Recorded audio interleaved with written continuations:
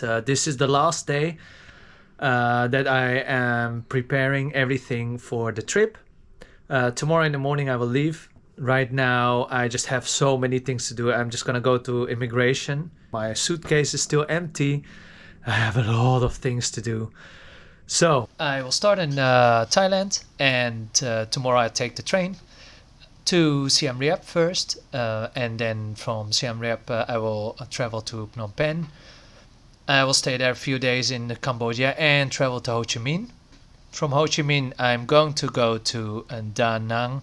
Da Nang is super beautiful, they say, so going to travel there. Next up will be Hanoi, and then Manila.